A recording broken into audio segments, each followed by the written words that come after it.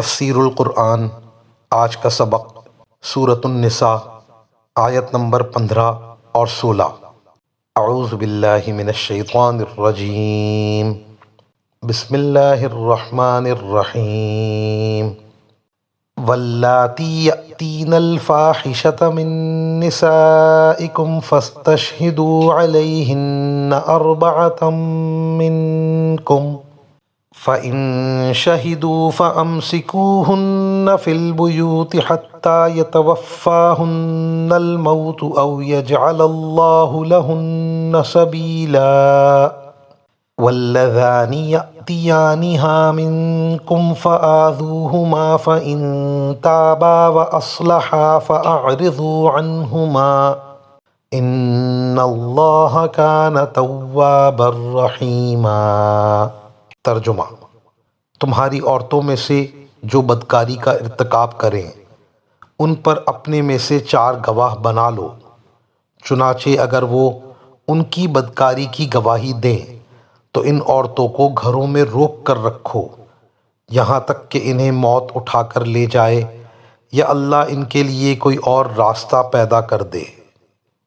اور تم میں سے جو مرد بدکاری کا ارتکاب کریں ان کو اذیت دو، پھر اگر وہ توبہ کر کے اپنی اصلاح کر لیں تو ان سے درگزر کرو، بے شک اللہ بہت توبہ قبول کرنے والا بڑا مہربان ہے۔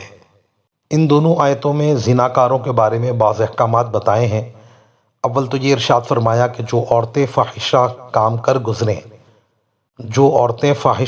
کر گزریں ان کے اس عمل پر 4 گواہ طلب کر لو۔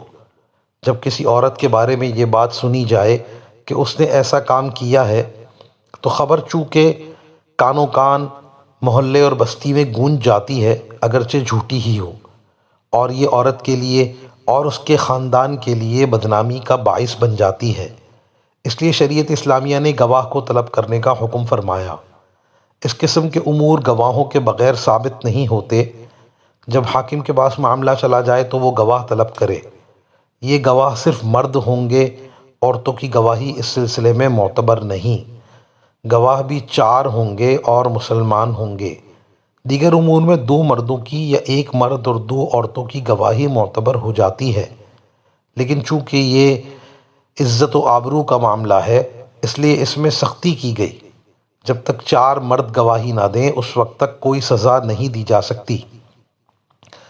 اگر 4 گواہ نہ ملیں تو جن لوگوں نے یہ بات اڑائی ہے ان سب پر حد یعنی تہمت لگانے کی سزا نافذ کی جائے گی۔ پھر مردوں کے بارے میں یہ حکم دیا کہ جو آدمی بدکاری کریں تو ان کو ایذا دو۔ ایذا دینے میں زبان سے آر دلانا بھی شامل ہے، اور اس آیت میں مار پیٹ کی صورت میں کوئی سزا مقرر نہیں کی گئی، اس کو حکام کی ثواب دید پر چھوڑ دیا گیا۔ وآخر دعوانا ان الحمد للہ رب العالمین۔